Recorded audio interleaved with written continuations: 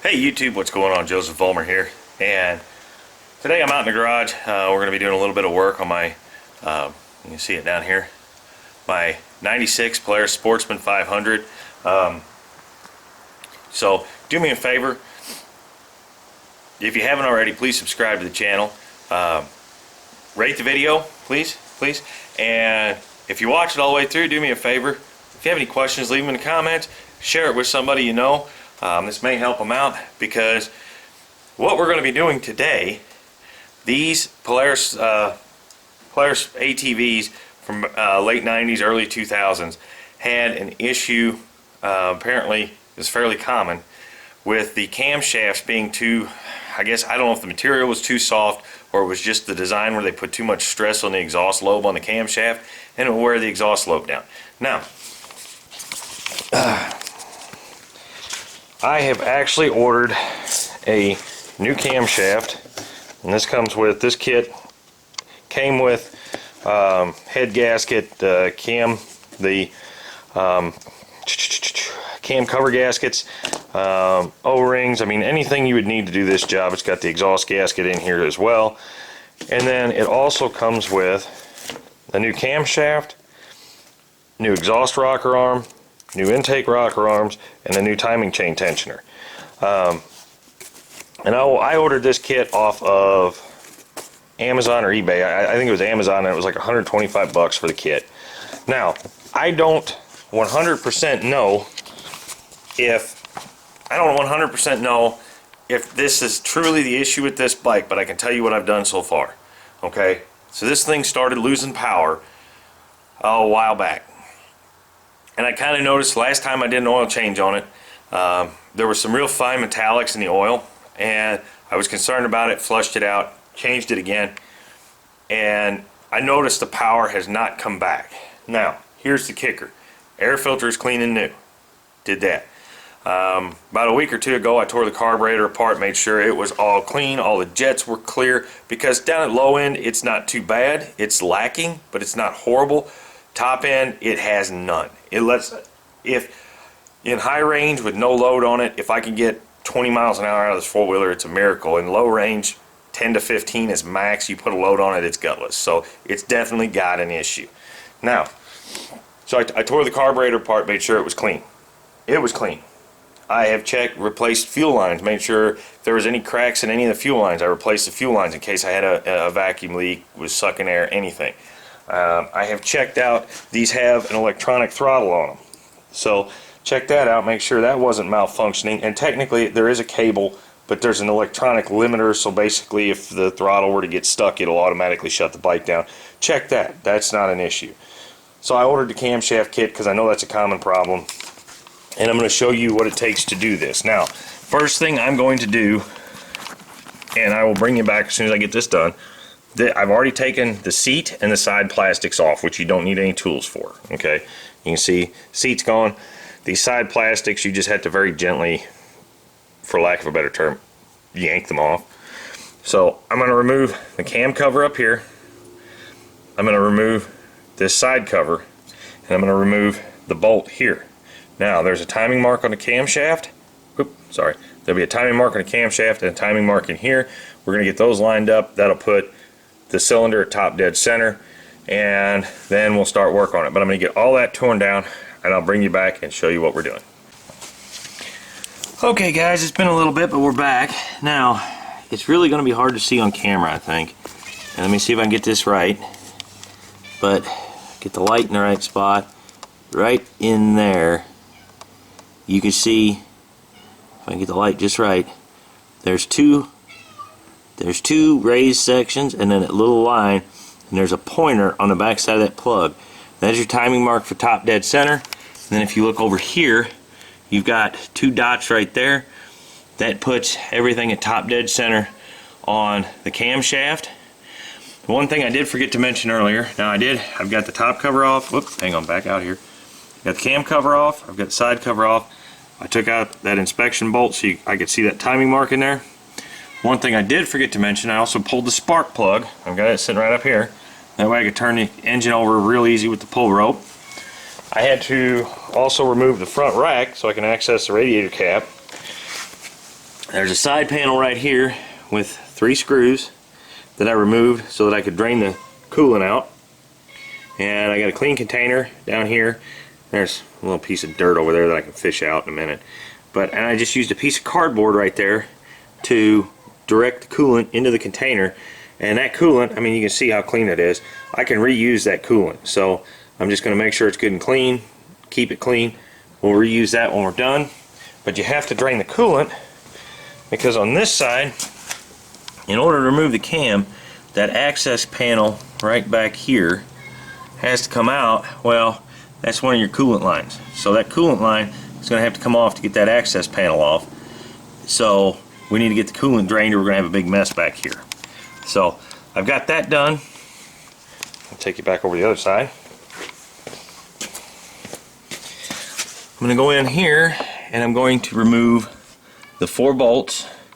These are 10 mil that hold the rocker arms down, and then I'm going to pull the rocker arms out where I can get a better look and inspect the camshaft. And just so you know, those 4 bolts that I was referring to, I'll set my light down here, hang on. There's 2 right over here, 1 there and 1 on the downside, and then there's 1 right there if I can get the light on it. Anyway, there's 1 right there and there's 1 right back there, well, right behind it here. I can get you in there. 1 right there. I need to remove those, and then the rocker arms will come out as an assembly. So okay guys, at this point I've pulled the rocker arms off.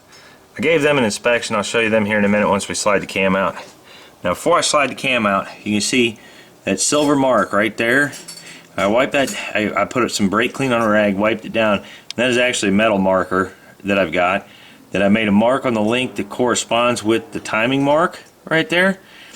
That way, if I accidentally jump a tooth, I can double check and make sure that that is properly aligned where it was when I put it all back together.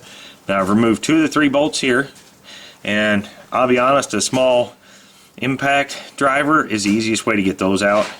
And then I've also removed the bolts from the timing chain tensioner, which is right here. Now before you take that last bolt out, you need to get this timing chain tensioner out of the way, and I'll show you how it works when we go to put everything back together. It's actually really simple getting it out. Oh, give me a second here. Okay, so took a couple quick blows with a mallet to get it to come loose. That is the timing chain tensioner. You can see it's got a ratchet assembly that once it comes out, it can't go back in unless you trip that, and then it'll slide back in, and then it will ratchet out. Okay, and actually to put it in, you just take that bolt out. There's a spring underneath the bolt.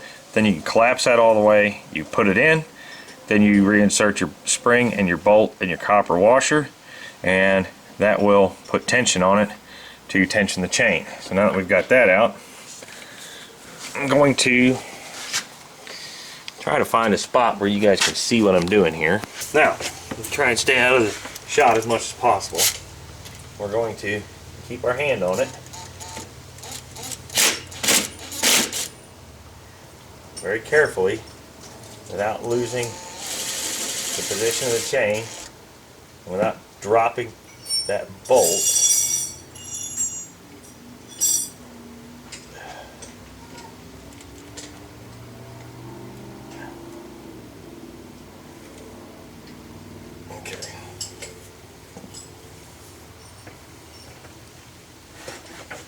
And I got the bolt from the back.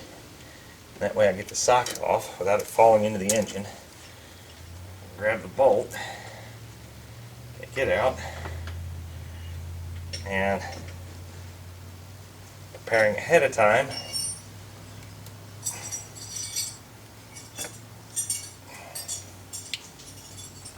in order to keep the chain from moving on the sprocket, or the sprocket from falling.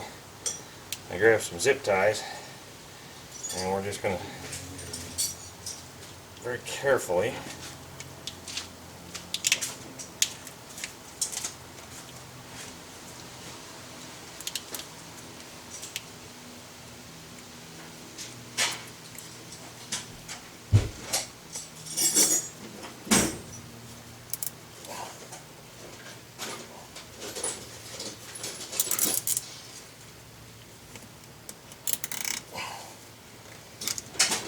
zip tie that up to the frame right there. That way it'll hold the chain on the sprocket. Everything's still aligned here, and it's just zip tied right to the side cover of the engine. Go around the other side, and over here, get her zoom back out.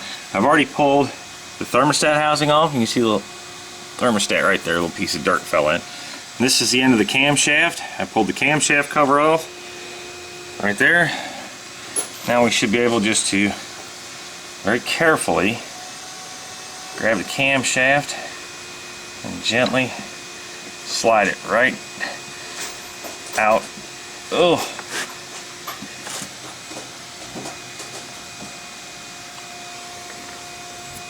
the engine. There it goes. Where we can get a better look at it and inspect it. And actually,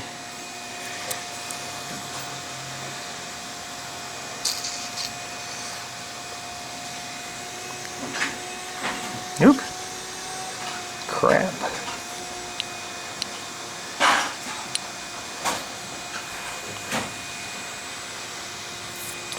That camshaft does not look bad. Let me wipe it down, we're going to take another look at it. Okay guys, let's give you a better look here. That's what the camshaft looks like. And as you can see, I don't know how well it's going to show up, but how nice and shiny that is. I don't see any wear on that camshaft at all, which is actually really nice. Now you can see a little bit of a wear mark here. That's the exhaust lifter, and then this is where it is worn from the decompression, their compression release ball right there. But that's not something that really concerns me a whole lot, that it's got that wear right there. The rest of these pads, you know, there's a little bit of wear on them, but nothing that I'd be terribly concerned about after wiping them down real well. They still feel nice and smooth. There's a little bit of wear right there, but nothing out of the ordinary.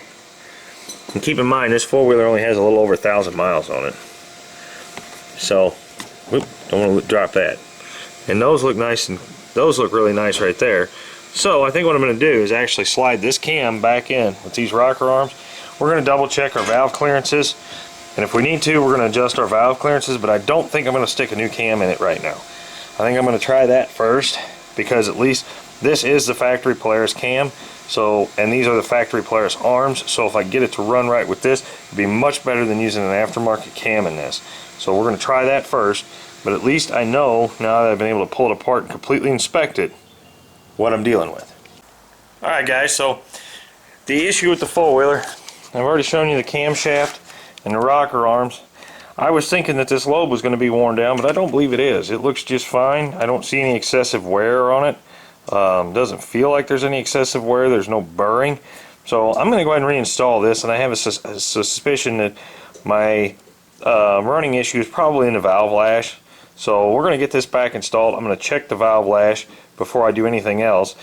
Once I get the cam in and get this in. And then if I have an issue with the valve lash, I can adjust it out. If I don't find an issue with the valve lash, then I'll probably slide the cam back out and pull these off, pull the cam back out, and we'll just swap cams and see if that changes anything.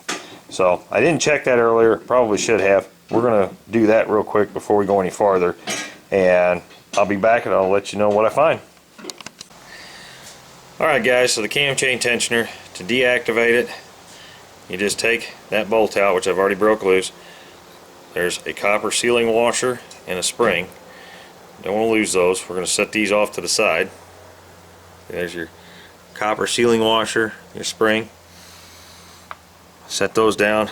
Then you can, this tab right there, you can pull back on it, and as you pull back on it, you'll see that piece rotate up.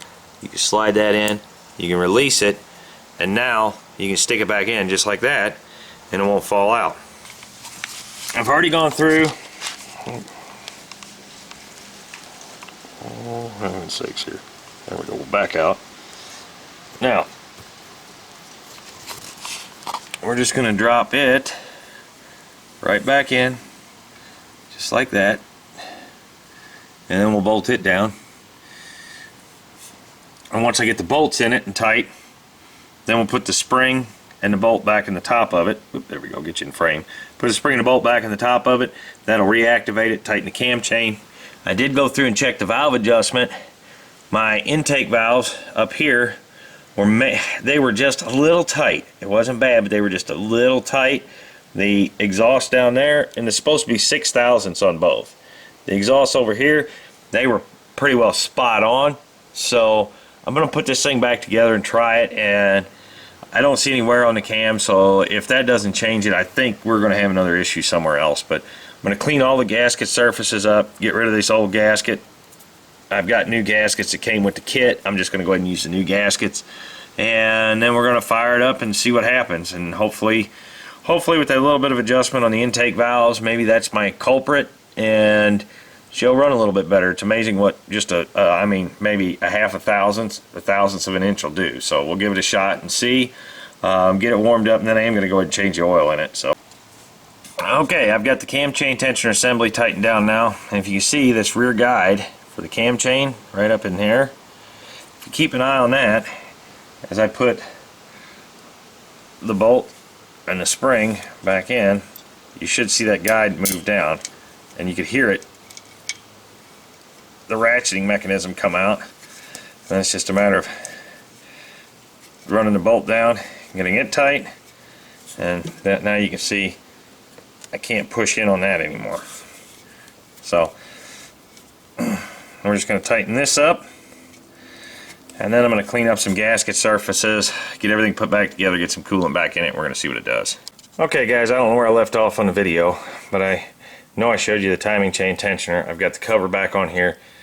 I think I said I checked the valve adjustment. My intakes were just a little tight, so we loosened them up to 6/1000ths. Exhausts were good at 6/1000ths. I did double check the gap on the spark plug before I put it back in, and it was just a fuzz more open than what it should have been. It should be 25/1000ths, and it was probably about 28 to 30. Adjusted it just a little bit. On the other side, got my coolant hose thermostat housing back on. That's tight. Everything's hooked back up, so now I just need to put the plastics and the seat on. I'm going to warm it up. I did put the coolant back in it. I topped it off here because that was just a little low. Did top off the radiator, and if you have to buy coolant and you can't get a hold of ATV coolant, make sure you get some that's designed for aluminum engines, that's borate and silicate free. But anyway, I'm going to warm it up, then I'm going to go ahead and do an oil change on it. And on this, there are your filters right here. Then there's a drain right here for the oil reservoir. There's also another drain down underneath the engine down there for the engine. This is a dry sump system, so there's never much in the engine. Most of it's in the reservoir. But once I get it warmed up, I'm going to go ahead and change it, and in the meantime, I'm going to see how it does. Hopefully the work I've done on it today's made a difference. I did find 2 broken wires in here. One of them was this green wire, which I just had to splice in a little piece of red to get the right connector. Then there was another one back here. Basically, it's just my low beam headlights, which I've been having issues with for a while, and my illumination for my speedometer. Not a big deal. Got the radiator cap back on. We'll get the rack back on and give it a shot, and I'll let you know how it goes. Well guys, one final update. All that work, and I'm still at square one. So at this point, I think I'm going to end up having to send it off to Polaris, unless any of you guys have any good suggestions, something you've run into before, because I can tell you this, the cams look just fine. I don't see any abnormal wear on the camshafts. Valves are in adjustment, carburetor's clean, spark plug's adjusted, got a good battery in it. So the only thing I can think of is it's got to be an issue maybe in the CDI box or something else. And the kicker was, when this all started, sometimes you'd have full power, sometimes it felt like you had half power, period. That was it. You were limited. So I'm thinking maybe, just maybe, I got something wrong with CDI box. I don't know. So at any rate, do me a favor, please rate the video, questions in the comments, subscribe to the channel. We'll see you on the next one, guys. Thanks for watching. Okay, so I just wanted to catch you guys up, a little update on this one. I did end up sending the bike off to Polaris. It's been a little while since I recorded this video, and what I didn't mention before, I mentioned some of pretty well all the things that I've gone through trying to solve this problem. One thing I forgot is I also replaced the CVT belt, thinking possibly it was glazed over, because when it started, the problem was intermittent, and at times it would run great, have full power, and then there were times where it felt like you just cut the power in half, like you had half throttle and nothing more. So that's what led me to believe it could have been electrical. I sent it off to Polaris, and the one thing I didn't think about when I went through the carburetor, these carburetors on these bikes are a vacuum slide. So they have a vacuum diaphragm that moves the slide up and down to move your needle up and down inside the carburetor. It turns out there's a really fine crack right around where the needle goes through the diaphragm, or basically that attaches it to the slide. So the diaphragm in the carburetor was bad. They put a new diaphragm in it. I think it cost me $250 for the diagnostics and the repair. But they put a new diaphragm in it, and she's back to full power again. So, if you guys run into this, something of that nature, it's a good chance that it could potentially be the carburetor diaphragm. That's what I found on mine. So hopefully this video helps you out. I just did want to give you the update and let you know what the final verdict was on it, because the cam's fine. I still have brand new cams sitting in a box on the shelf, but I also thought this would be a good video to be able to show you guys the cam replacement on a Polaris Sportsman 500. So thanks for watching again, guys. Please do me a favor, rate the video, hit that subscribe button, it's right down there. Don't forget to share it, and once again, thank you for watching.